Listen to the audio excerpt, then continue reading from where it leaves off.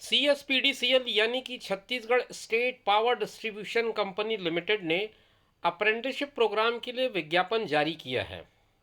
दोस्तों नमस्कार, आप देख रहे हैं ज़ीरो पीरियड। 10/3/2023 की डेट पर CSPDCL ने एक विज्ञापन जारी किया है। इस विज्ञापन में अप्रेंटिसशिप एक्ट 1961 के अंतर्गत Chhattisgarh state power distribution company limited द्वारा वर्ष 2023-24 के लिए कुछ सुझाए गए संकायों में प्रशिक्षुओं को 1 साल के अप्रेंटिसशिप की व्यवस्था की जा रही है। कौन कौन से ट्रेड हैं और उसके लिए क्या आपके पास योग्यता होनी चाहिए, ये बातें हम आपको समझाएंगे आने वाले पलों में। बने रहिए वीडियो पर। सबसे पहले बात कर लें ट्रेड्स की संकायों की। सबसे पहला जो नंबर इसमें दिया है वो है इलेक्ट्रिकल ईईई इंजीनियरिंग में स्नातक। दूसरा है सिविल इंजीनियरिंग में स्नातक। तीसरा है कंप्यूटर साइंस इंजीनियरिंग में स्नातक। और चौथा है इंफॉर्मेशन टेक्नोलॉजी इंजीनियरिंग में स्नातक। मतलब ये सारे जो ट्रेड्स हैं उसमें इंजीनियर्स की ज़रूरत है। जो अप्रेंटिसशिप है वो इंजीनियर्स के लिए, मतलब बीई होना ज़रूरी है आपके लिए।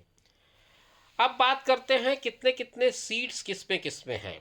तो इलेक्ट्रिकल में 43 सीट्स बताया है, सिविल में 3 सीट्स हैं, कंप्यूटर साइंस में 1 है और इंफॉर्मेशन टेक्नोलॉजी में 1 है।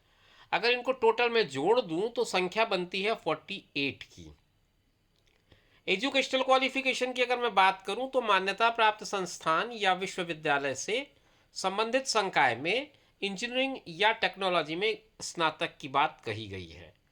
ये वर्ड जो है संबंधित संकाय में इंजीनियरिंग में स्नातक, इसका मतलब ये है कि अगर आप इलेक्ट्रिकल के लिए अप्लाई कर रहे हैं तो आपको बीई इन इलेक्ट्रिकल होना चाहिए। अगर आप सिविल में बात कर रहे हैं तो बीई आपका सिविल में होना चाहिए। और अगर आप कंप्यूटर के लिए कर रहे हैं तो कंप्यूटर साइंस में आपका बीई होना चाहिए। और अगर आप इंफॉर्मेशन टेक्नोलॉजी में कर रहे हैं तो आपका बीई जो है वो आईटी में होना चाहिए। और स्नातक कार्य तो आप समझते ही हैं, ग्रेजुएशन बीई जो है ग्रेजुएशन की डिग्री है, तो आप स्नातक की डिग्री रखते हैं अगर आप बीई हैं। इसमें आपको शिक्षावृत्ति यानी कि स्टाइपेंड मिलेगा 9,000 रुपये पर मंथ। 9,000 रुपये प्रति माह आपको स्टाइपेंड मिलेंगे। ये बात हो गई है हमारे उन लोगों के लिए जिन्होंने डिग्री प्रोग्राम कर रखा है यानी कि बीई है। अब दूसरा जो है वो कैटेगरी है डिप्लोमा के लिए।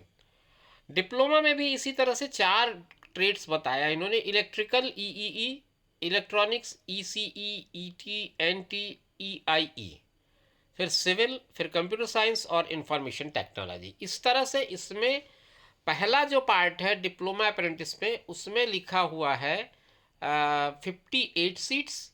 इलेक्ट्रॉनिक्स वाले में 1 सीट्स लिखी है, केवल 1 सीट है। सिविल में 2 सीट्स हैं। कंप्यूटर साइंस और इंफॉर्मेशन टेक्नोलॉजी में 1-1 सीट है।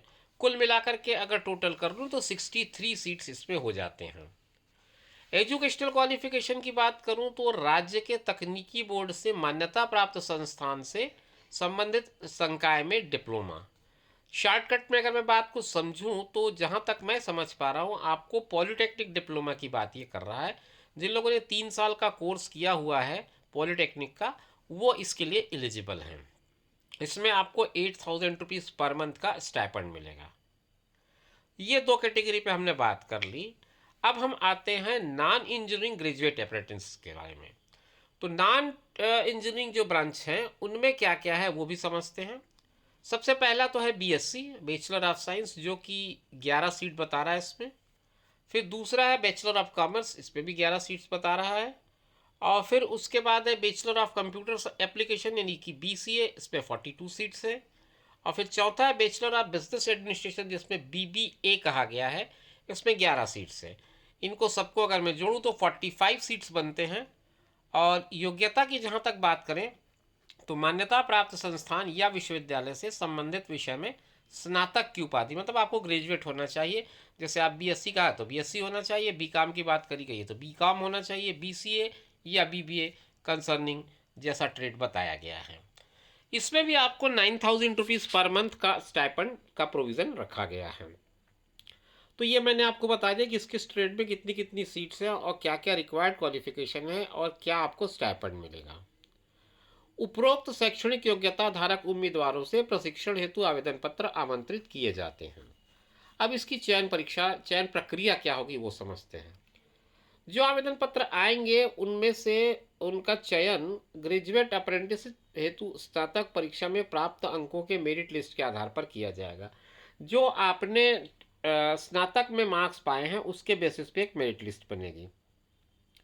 फिर प्रशिक्षण की अवधि जो होगी वो 1 साल की होगी, और प्रशिक्षण पूर्ण होने के पश्चात उम्मीदवार Chhattisgarh state power distribution company limited में अस्थायी या स्थायी किसी तरह की रोजगार के लिए हकदार नहीं होंगे। मतलब आप कोई क्लेम नहीं कर सकते कि हमने ये अप्रेंटिसशिप कर लिया तो अब हम हमको नौकरी दो। जिन उम्मीदवारों को कार्य का अनुभव 1 वर्ष या अधिक है अथवा जो इस प्रकार किसी अन्य संस्था में प्रशिक्षण कर चुके हैं वे इसके लिए पात्र नहीं हैं, ये बात भी कही गई है। चौथा है कि चयनित उम्मीदवारों को प्रशिक्षण पर उपस्थित होने के समय एक घोषणा पत्र प्रस्तुत करना होगा कि उनके द्वारा पूर्व में कहीं पर भी अप्रेंटिसशिप एक्ट 1961 के अंदर कोई प्रशिक्षण प्राप्त नहीं किया है। मतलब ये जो एक्ट है उसके अंडर आपने इसके अलावा और इससे पहले कहीं पर भी कोई ट्रेनिंग नहीं ली है, किसी तरह का कोई अप्रेंटिसशिप नहीं किया है। इस पीडीएफ में आगे कुछ और इन्फॉर्मेशन है, आप बने रहिए, मैं आपके साथ सारी बातों को शेयर करते जा रहा हूँ। शैक्षणिक योग्यता परिणाम घोषित होने की तिथि और प्रशिक्षण प्रारंभ होने की तिथि से 1 वर्ष से कम अथवा 1 वर्ष होने पर 10 रुपये का स्टाम्प पेपर तथा 3 वर्ष से कम हो तो उम्मीदवारों को 20 रुपये का स्टाम्प पेपर में स्व शपथ पत्र प्रस्तुत करना होगा कि स्नातक से 3 वर्ष से अधिक समय हो चुके उम्मीदवार प्रशिक्षण के लिए पात्र नहीं होंगे। ये ठीक उसी तरह है जैसे हम कोई विश्वविद्यालय का फॉर्म भरते हैं तो गैप सर्टिफिकेट प्रस्तुत करते हैं ना, बस बात उसी तरह से है कि आपने ग्रेजुएशन जिस साल में किया है और अभी आप अप्रेंटिसशिप के लिए आ रहे हैं तो इस बीच में आपने क्या किया है उस तरह का एक गैप सर्टिफिकेट आपको देना होगा, सेल्फ एफिडेविट। प्रशिक्षुओं को हॉस्टल या वाहन की सुविधा उपलब्ध नहीं होगी, ये बता दिया गया है। अभ्यर्थियों को national apprenticeship training scheme NATS पे अपना रजिस्ट्रेशन करवाना अनिवार्य है। उसका एक वेबसाइट है mhrdnats.gov.in, वहाँ पर आप अपना रजिस्ट्रेशन करेंगे और आवेदन पत्र में उस रजिस्ट्रेशन नंबर को अनिवार्य रूप से लिखेंगे। जो भी रजिस्ट्रेशन का नंबर मिलेगा आपको उसको ज़रूर वहाँ पर आप एंटर करेंगे। आवेदन पत्र संलग्न है, इस पीडीएफ के साथ वो आवेदन पत्र लगा हुआ है। आप उस पर निर्धारित प्रारूप में ही उसको जमा करेंगे जैसा दिया गया है। बेहतर होगा कि आप उसकी एक फ़ोटो कापी कर लें या सुंदर शब्दों में सुंदर अक्षरों में टाइप करवा लें। आपको आवेदन पत्र के साथ क्या क्या डॉक्यूमेंट्स लेकर जाना है या क्या क्या डॉक्यूमेंट सबमिट करनी है वो बातें मैं बता दूं। आपको 10th और 12th की मार्कशीट की फ़ोटो कापी लगानी होगी। ग्रेजुएशन या डिप्लोमा की जो मार्कशीट होगी या सर्टिफिकेट होगा उसकी एक फ़ोटोकॉपी लगेगी। और अगर आप अनुसूचित जाति जनजाति OBC या किसी और कैटेगरी से आते हैं तो आपको उसके लिए एक जाति प्रमाण पत्र जारी किया गया होगा डिपार्टमेंट की तरफ से, वो उसकी एक फ़ोटोकॉपी अटैच करेंगे। और फिर निवास प्रमाण पत्र आप अपना लगाएंगे जो ज़रूरी होगा। और आखिर में नेशनल अप्रेंटिसशिप ट्रेनिंग स्कीम का registration form in which registration number and other details are filled, तो वो जो फॉर्म आपका NATS का होगा उसको भी अटैच करने कहा गया है जिसमें आपका रजिस्ट्रेशन नंबर मेंशन हो। अब सबसे इंपॉर्टेंट बात कि इसकी लास्ट डेट क्या होगी। आवेदन करने की जो अंतिम तिथि है वो है 23/3/2023, यानी कि 31/3/2023। मार्च का आखिरी दिन, मार्च महीने का आखिरी दिन इसके लिए लास्ट रखा गया है। इस दिन तक के डाक द्वारा अथवा सीधे कार्यालय में आप अपने आवेदन को जमा कर सकते हैं। कार्यालय का समय 3 से 5 का होता है, तो 3 से 5 के बीच आप इसमें को जमा कर सकते हैं। लास्ट डेट के बाद अगर आप कोई एप्लीकेशन लेकर आते हैं तो उसे ये एक्सेप्ट नहीं करेंगे। आवेदन पत्र के साथ जो आप एप्लीकेशन सबमिट करेंगे उसके साथ एक प्रारूप में प्रमाण पत्रों की छाया प्रति सहित 36.5 इंटू 25.5 के बंद लिफाफा में अंतिम तिथि तक निम्न पते पर प्रेषित या जमा करें। ये आपको पता बता रहा है, एक लिफाफा उसके साथ लगाना है कह रहा है, और जो आवेदन भेजने का पता है वो आपको यहाँ पर दिख रहा होगा। मुख्य अभियंता प्रशिक्षण अनुसंधान एवं विकास, Chhattisgarh state power distribution company limited, Kota road, Gudhiyari, Raipur. लिफाफे का एक प्रारूप भी दे रहे हैं, वो इस तरह से आपको लिफाफे को सबमिट करना है।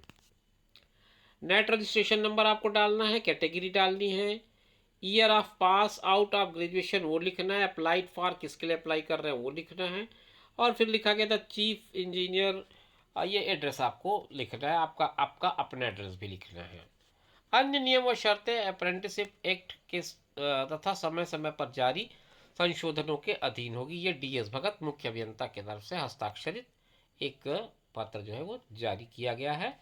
आपको मैंने इसकी सारी बातें शेयर कर दी। उम्मीद करता हूँ कि आपको पूरी बातें समझ में आ गई होंगी, और आप अगर इसके लिए इच्छुक हैं तो तत्काल अपना आवेदन प्रेषित करें। शुभकामनाओं के साथ इस वीडियो को मैं यहीं पर विराम दे रहा हूँ। कल आपसे फिर बात करूँगा कोई एक नया वीडियो लेकर जिस पे नई जानकारी होगी। तब तक इंतज़ार करिए। अपना ख्याल रखें, साथ में उनका ख्याल रखें जो आपका ख्याल रखते हैं। धन्यवाद।